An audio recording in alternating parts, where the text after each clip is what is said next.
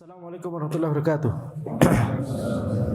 Innal hamdalillah nahmaduhu wa nasta'inuhu wa nastaghfiruh wa na'udzu billahi min shururi anfusina wa min sayyiati a'malina may yahdihillahu fala mudilla lahu wa may yudlil fala hadiyalah wa asyhadu an la ilaha illallah wahdahu la syarika lah wa asyhadu anna Muhammadan abduhu wa rasuluh.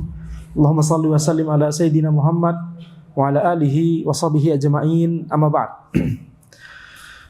Mari kita lanjutkan pembahasan dari kitab Syarah Thalathatil Usul karya Syekh Muhammad bin Shalih Al-Utsaimin rahimahullah, menjelaskan matan Thalathatul Usul wa adillatuha karya Syekhul Islam Muhammad bin Abdul Wahhab rahimahullahu taala. Kita sampai pada perkataan penulis matan wa dalilu qauluhu ta'ala. Beliau sedang menjelaskan pertanyaan pertama yang harus kita ketahui jawabannya. Pertanyaan pertama di alam kubur, man rabbuk? Siapakah Rabbmu? Siapakah Tuhanmu? Faqul rabbi Allah. Maka katakanlah, Rabbku adalah Allah. Alladzi rabbani wa rabba jami'al alamina bi ni'amihi. Ya, jadi Rabbku adalah Allah yang telah memeliharaku dan memelihara seluruh alam semesta ini dengan nikmat-nikmat Allah Subhanahu wa taala. Wa huwa ma'budi laisa li ma'budun siwah. Allah Subhanahu wa taala adalah sesembahanku, zat yang aku ibadahi, tidak ada zat selain Allah Subhanahu wa taala yang aku ibadahi. Wa dalilu qauluhu ta'ala alhamdulillahi rabbil alamin. Dalilnya adalah firman Allah Subhanahu wa taala alhamdulillahi rabbil alamin, ayat di surat Al-Fatihah. Kemudian penulis menjelaskan bahwa Allah Subhanahu wa taala adalah satu-satunya zat yang menciptakan makhluk di alam semesta ini. Oleh karena itu Allah Subhanahu wa taala adalah satu-satunya zat yang berhak diibadahi. Penulis berkata wa kullu ma siwallahi alam wa ana wahidun min dzalikal alam. Setiap yang selain Allah itu adalah alam, yakni makhluk. Wa ana wahidun min dzalikal alam, dan aku adalah salah satu dari makhluk tersebut.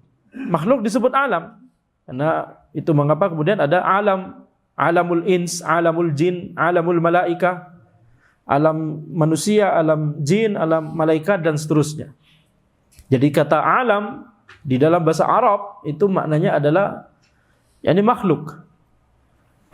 Ya, makhluk Allah Subhanahu wa taala. Fa idza qila lak bima arafta rabbak, jika ditanyakan kepadamu dengan apa engkau bisa mengetahui tentang Rabbmu, faqul bi ayatihi wa makhluqatihi. Maka katakanlah kita bisa mengetahui tentang Allah dengan ayat-ayat Allah, tanda-tanda Allah, dan dengan makhluk-makhluk Allah.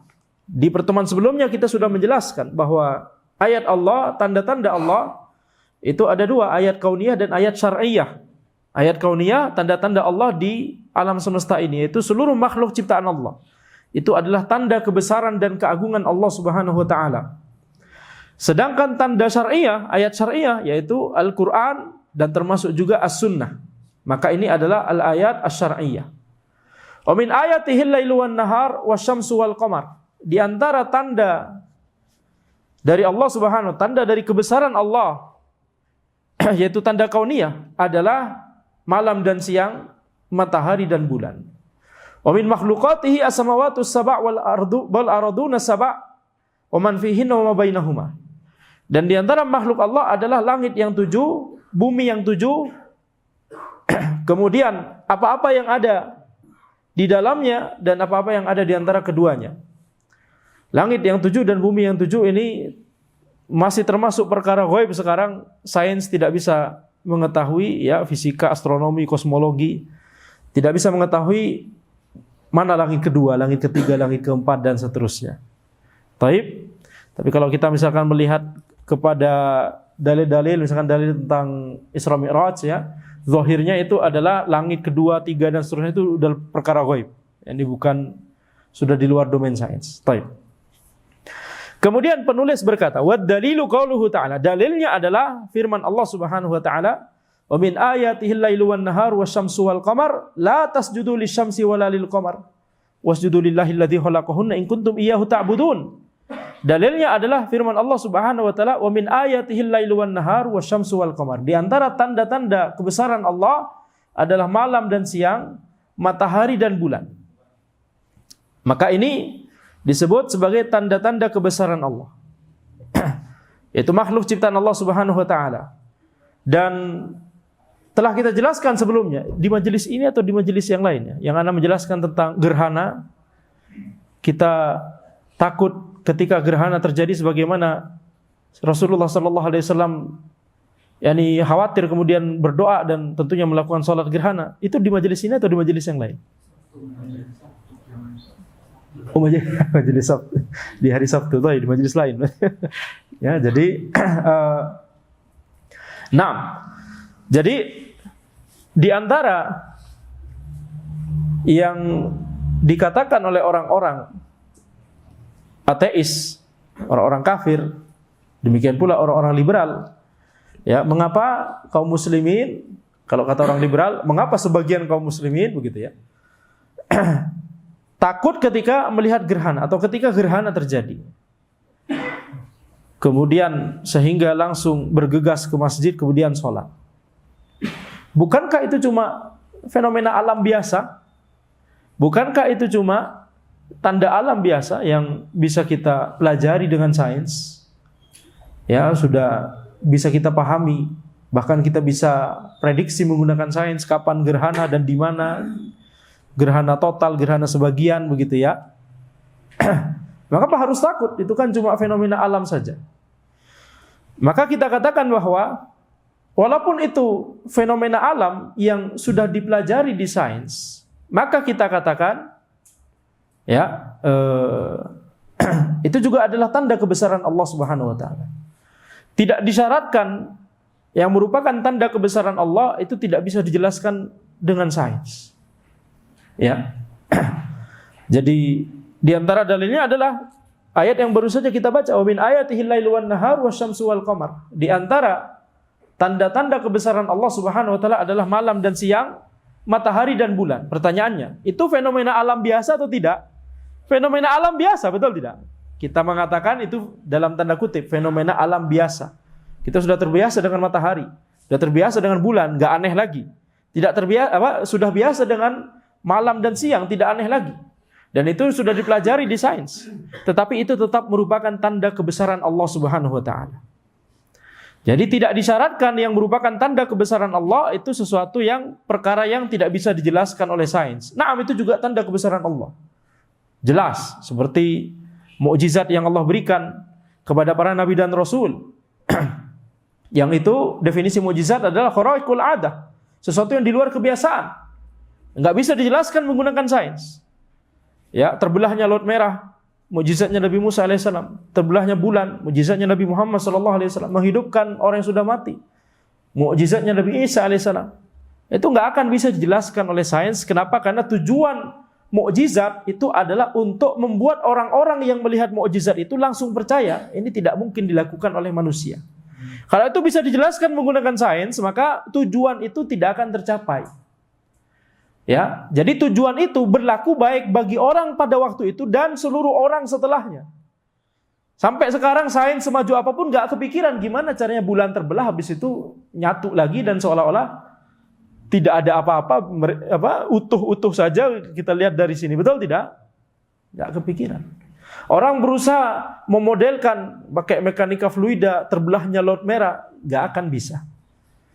Ya, dan jelas-jelas orang yang sudah mati hidup kembali, silahkan diteliti, nggak akan bisa. Jadi itulah tujuan dari mukjizat. Tujuannya adalah untuk mukjiz, dia melemahkan orang, melemahkan hujah orang, sehingga hujah-hujah yang lain lemah, harus menerima fakta bahwa inilah nabi dan rasul yang diutus oleh Allah Subhanahu wa taala. Itulah fungsi dari mukjizat. Jadi nggak akan bisa dipahami menggunakan sains.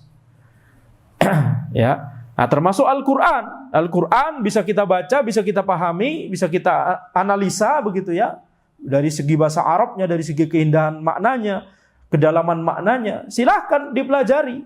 Gak akan bisa kita membuat yang semisalnya.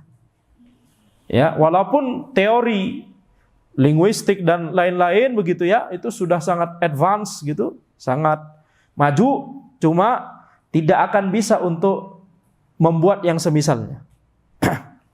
Maka ini adalah mukjizat, itu adalah tanda kebesaran Allah.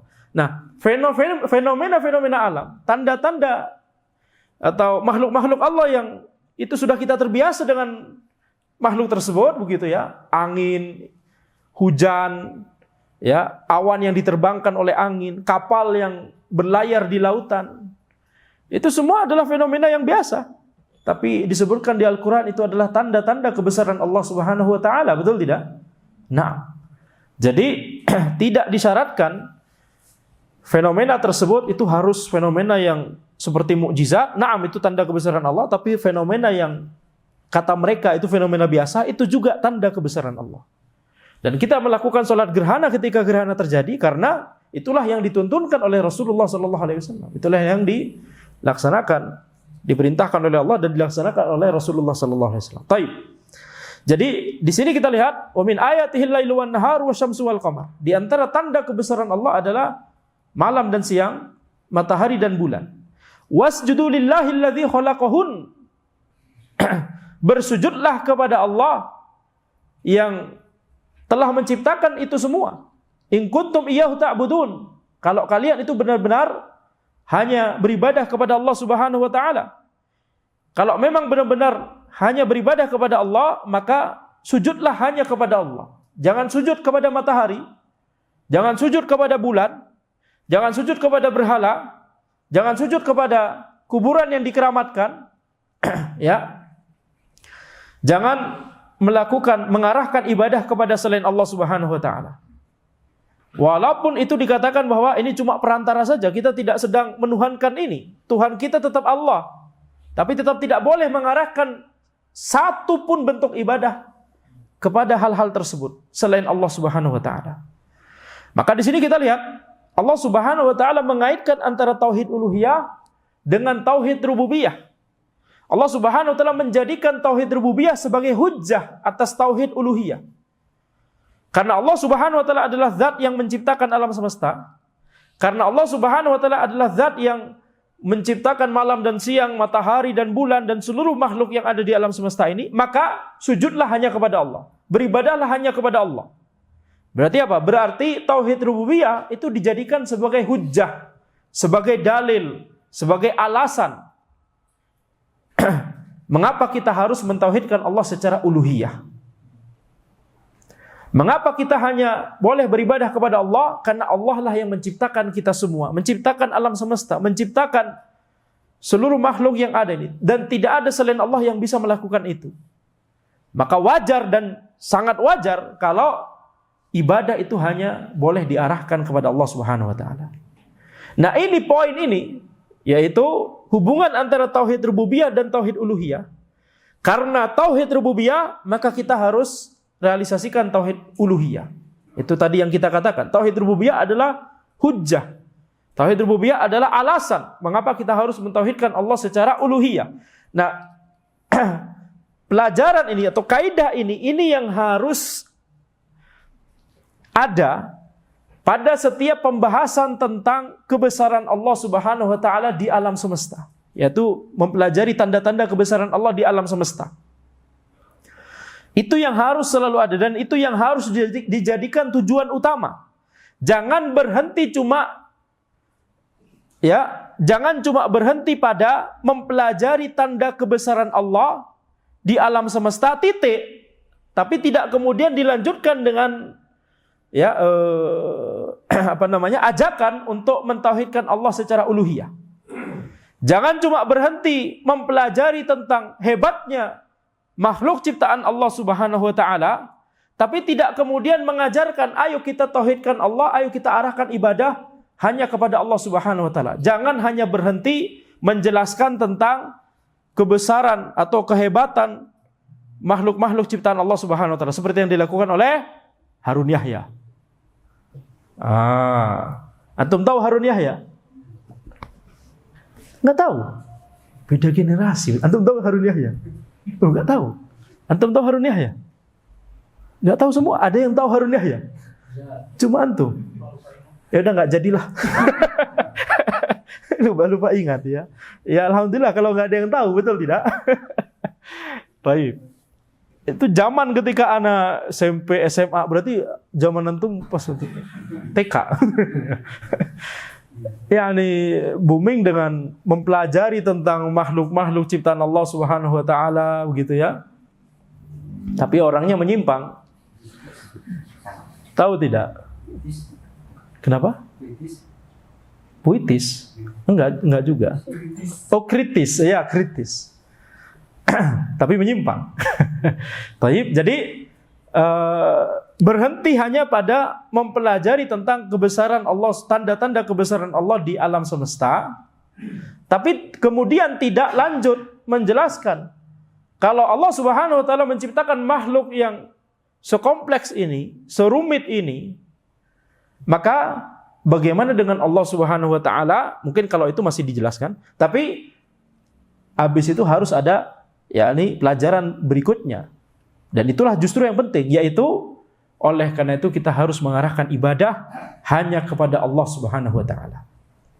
Dan itulah intisari dari ayat ini, ayat yang baru saja kita bacakan yang dinukil oleh Syekhul Islam Muhammad bin Abdul Wahhab rahimahullah.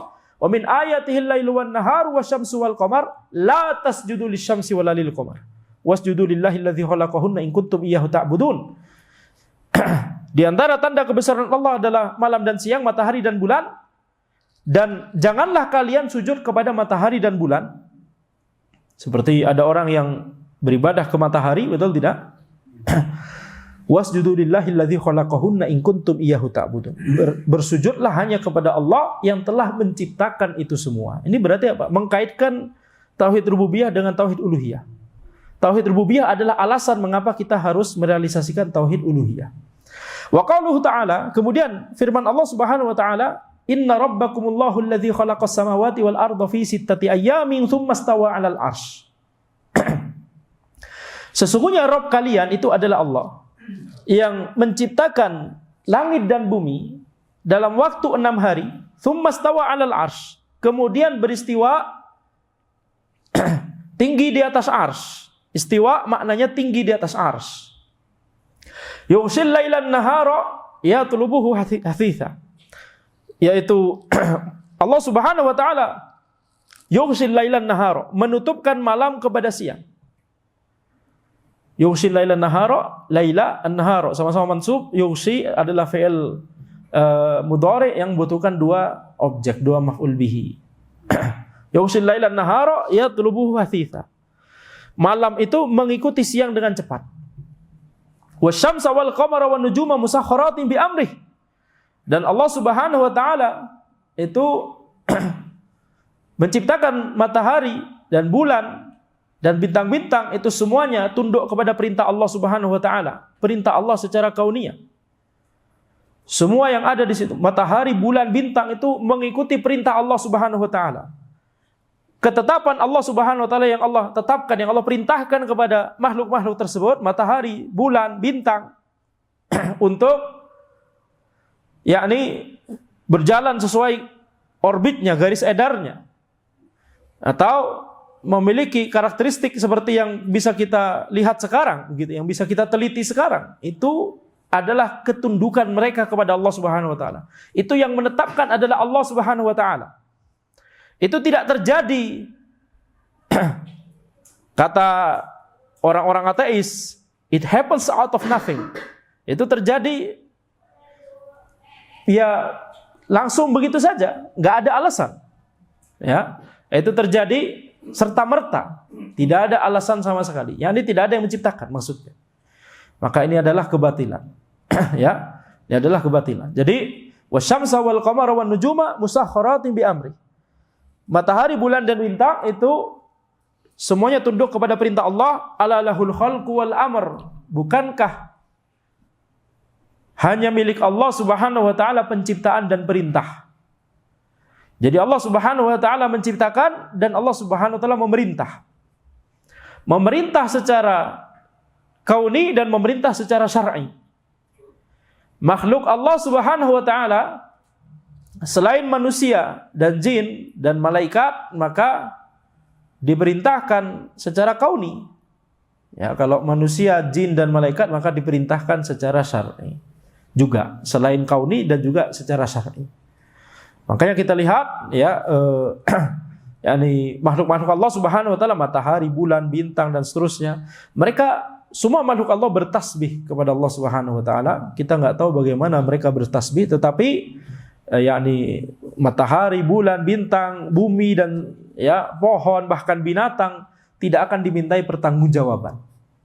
Tidak akan dimintai pertanggungjawaban oleh Allah Subhanahu wa taala, akan tapi manusia dan jin yang akan dimintai pertanggungjawaban oleh Allah Subhanahu wa taala. Adapun malaikat maka tidak diciptakan bisa memiliki yakni terbersit sama sekali untuk bermaksiat kepada Allah Subhanahu wa taala. Jadi itulah makhluk-makhluk ciptaan Allah yang Allah ciptakan dengan penuh hikmah. Ala lahul khalqu wal amr tabarakallahu rabbul alamin. Maha suci Allah, Rabbnya semesta alam. Taib. Kemudian Syekh Al-Utsaimin rahimahullah berkata, qauluhu wad dalil, ay wad dalilu ala anna al-laila wan nahar wasyamsa wal qamar min ayatillah. Qauluhu ta'ala wa min ayatihi al-lailu wan nahar ila akhiril ayat. Dalil bahwa malam dan siang dan matahari dan bulan itu adalah di antara tanda-tanda kebesaran Allah adalah ayat Allah, wa min ayatihi al-lailu wan nahar sampai akhir ayat. Ay minal alaman al-bayyinah al-mubinah limadruliha al-lailu wan naharu fi dzatihima wa ikhtilafihima. Jadi di antara tanda yang sangat jelas yang menunjukkan kepada kebesaran Allah itu adalah malam dan siang. Zat malam dan siang itu sendiri itu merupakan tanda kebesaran Allah. Pergantian siang dan malam itu juga tanda kebesaran Allah. Wa ma auda'allahu fihima min masalihil ibad wa taqallubati ahwalihim. Dan lihat bagaimana di antara juga tanda kebesaran Allah adalah apa yang Allah berikan kepada malam dan siang berupa maslahat-maslahat kepada manusia, maslahat-maslahat kepada makhluk. Wa taqallubati ahwalihim. Dan berganti-gantinya kondisi mereka, ketika siang bekerja, beraktivitas, ketika malam istirahat. Wa kadzalika asy-syamsu wal qamar fi dzatihima wa sayrihima wa intizamihima wa ma yahsulu bidzalika min masalihil ibad wa daf'i madarrihim. Demikian pula matahari dan bulan. Secara zatnya itu adalah tanda kebesaran Allah. Secara pergerakannya itu juga adalah tanda kebesaran Allah. Wa intizamihima, dan juga keteraturannya itu adalah tanda kebesaran Allah. Makanya kalau belajar ilmu-ilmu yang mempelajari tentang alam semesta, tentang makhluk Allah ya, termasuk tubuh manusia, ilmu medis misalkan, mana Haris?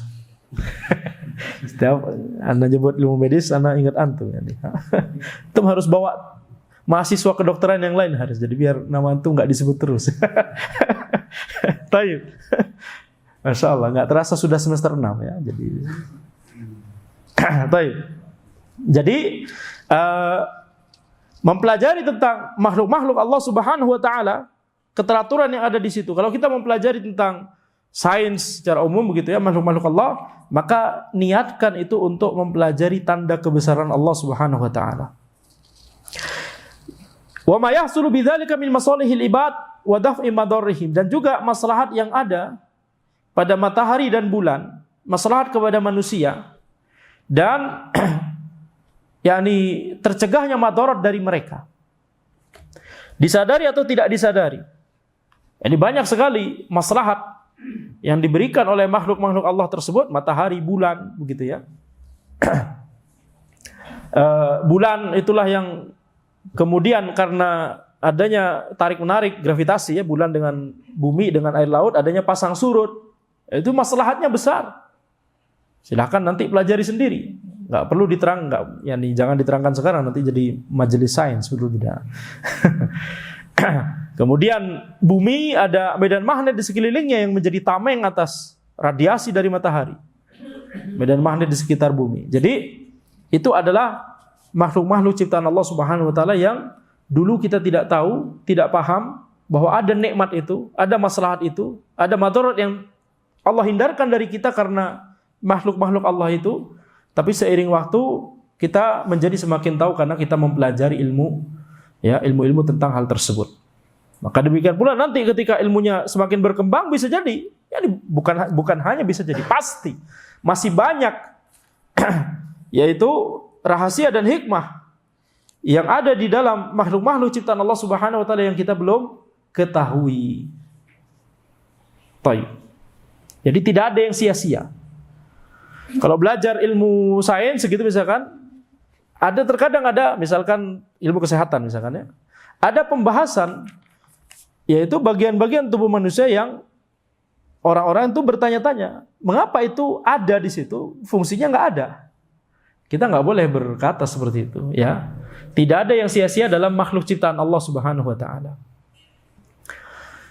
Usus buntu misalkan, ini tentunya bidangnya Haris ya. Cuma Ana menyebut, kalau Ana salah maka silahkan kritisi dan protes ya. Kemudian apa lagi Haris? Kita jangan sampai membuat Haris gak datang lagi majelis ini, betul tidak? Jadi ujian lisan dia, Kenapa jadi ujian lisan ilmu kedokteran? Baik, nanti kemudian mohon maaf untuk laki-laki puting ya, untuk laki-laki apa manfaatnya? Itu banyak orang bertanya-tanya. Nah, jadi tidak ada yang sia-sia dalam makhluk ciptaan Allah Subhanahu wa taala. Kita boleh bertanya, apa manfaatnya? Kemudian nggak tahu jawabannya, boleh aja. Nggak tahu gitu ya. Cuma tidak boleh kita meyakini bahwa ini sia-sia, nggak ada manfaatnya. Dalam makhluk ciptaan Allah pasti ada hikmah di balik penciptaan tersebut. Taib. Jadi kalau memang sainsnya udah mentok, kita nggak tahu, ya sudah kita nggak tahu. Tapi jangan kemudian, yakni ketidaktahuan kita bukan dalil bahwa itu tidak ada manfaatnya. Betul? Ketidaktahuan terhadap dalil bukan ketiadaan dalil tersebut. Bisa jadi kita yang nggak tahu. Subhanallahi ta'ala al-ibadah ayasjudu lisyamsi awil qamar wa in balagha mablaghan aziman fi nufusihim. Kemudian Allah melarang para hambanya untuk sujud kepada matahari atau bulan. Walaupun matahari dan bulan tersebut itu memiliki pengaruh yang besar, memiliki yakni kedudukan yang besar di hadapan manusia. Ya, kalau kita melihat misalkan orang-orang yang menyembah matahari, beribadah kepada matahari, mereka menganggap matahari itu adalah suatu yang dikeramatkan atau suatu yang punya maslahat yang besar.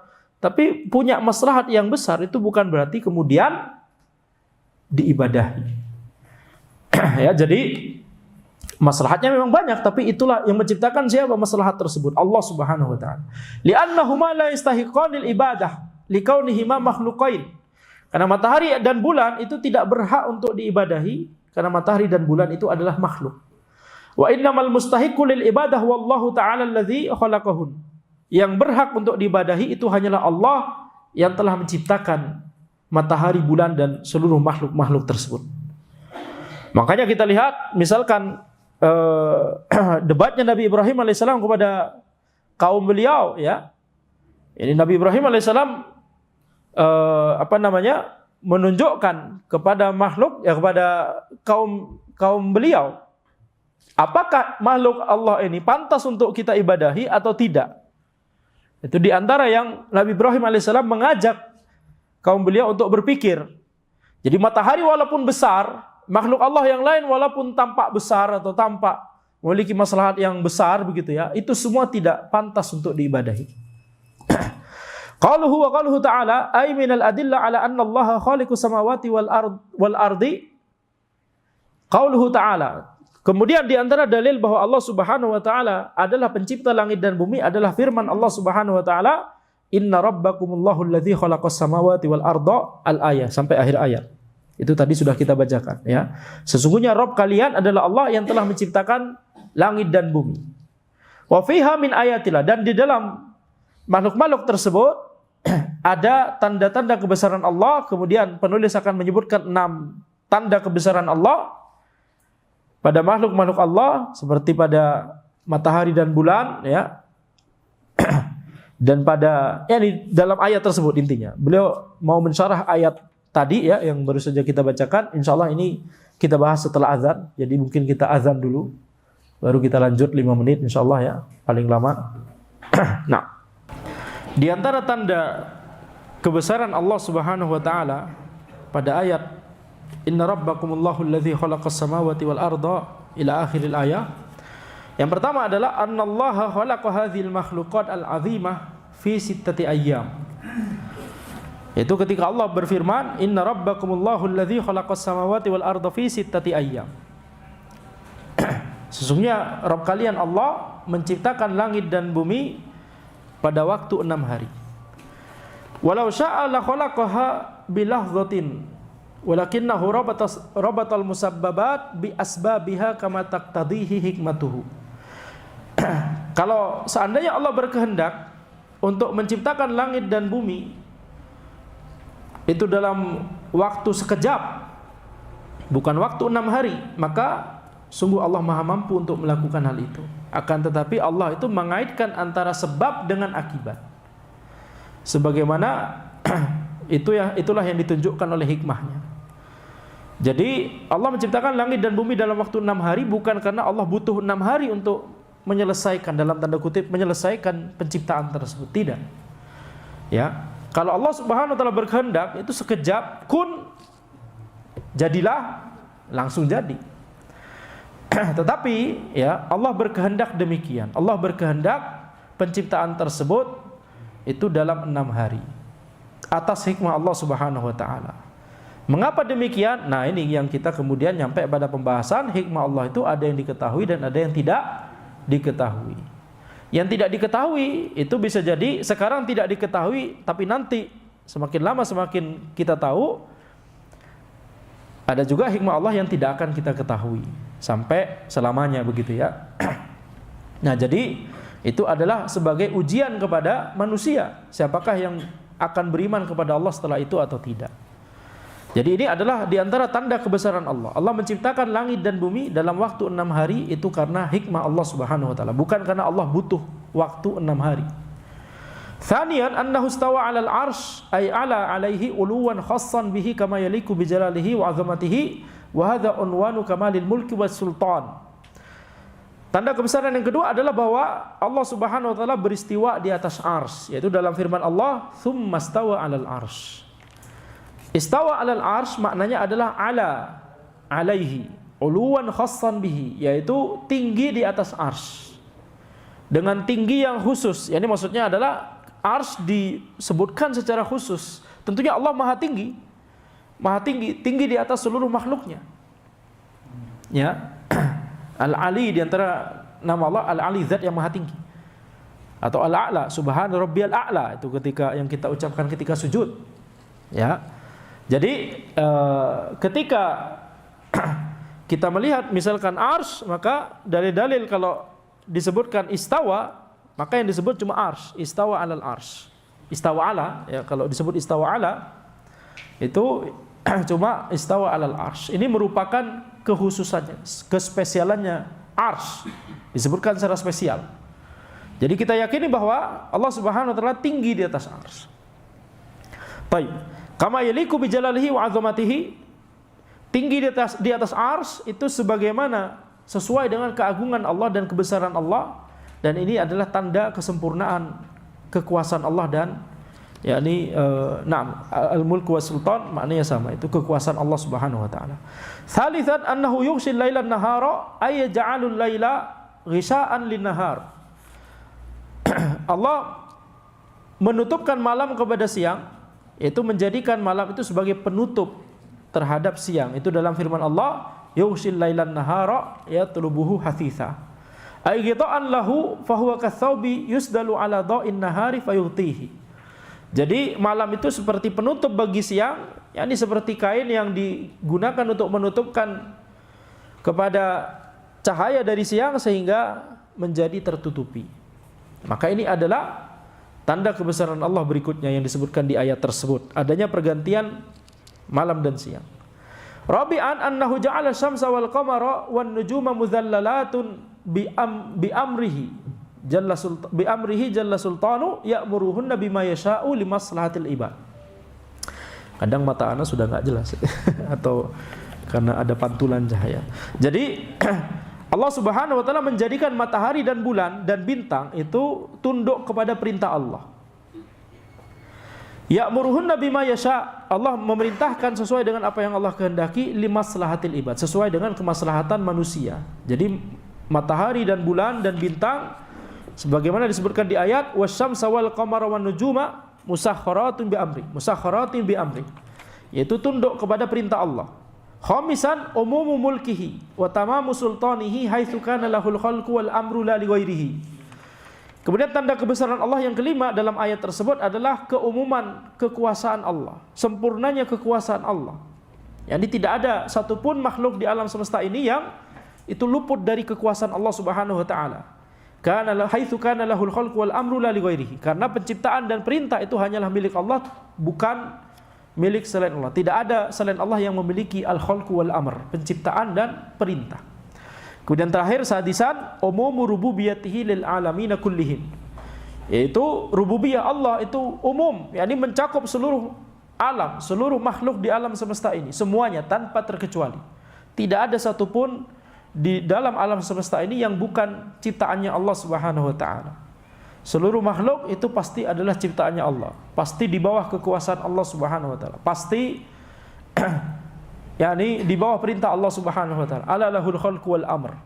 Oleh karena itu yang berhak untuk diibadahi itu hanyalah Allah Subhanahu wa taala. Ini poin yang paling penting. Inilah poin yang menjadi inti utama dari seluruh risalah para nabi dan rasul. Itu jangan sampai ketinggalan kalau kita belajar tentang sains dan belajar tentang tanda kebesaran Allah di alam semesta ini. Itu yang membedakan antara orang yang akidahnya lurus dengan tidak, manhajnya lurus dengan tidak. Kalau orang yang menyimpang belajar sains cuma karena sekedar dia sains, cuma karena sekedar dia menarik, bisa jadi cuma karena sekedar penasaran ingin pelajari tentang apa-apa yang ada di sekitarnya, maka nanti kalau demikian nanti maka sama saja dengan orang ateis, orang kafir, ya, mereka juga mempelajari sains cuma dengan alasan itu. Tapi kaum muslimin yang akidahnya lurus tidak hanya berhenti di situ, tapi kemudian dia sadar, dia kemudian merenungkan siapakah yang menciptakan alam semesta yang sekompleks dan sebesar ini, ya, maka yang hanya bisa menciptakannya adalah Allah. Oleh karena itu kita beribadah hanya kepada Allah Subhanahu wa taala. Demikian yang bisa kami sampaikan dalam pertemuan ini. Insyaallah kita lanjutkan di pertemuan berikutnya. Hadza wallahu alam. Subhanakallahumma wa bihamdika asyhadu an la ilaha illa anta astaghfiruka wa atubu ilaik. Assalamualaikum warahmatullahi wabarakatuh.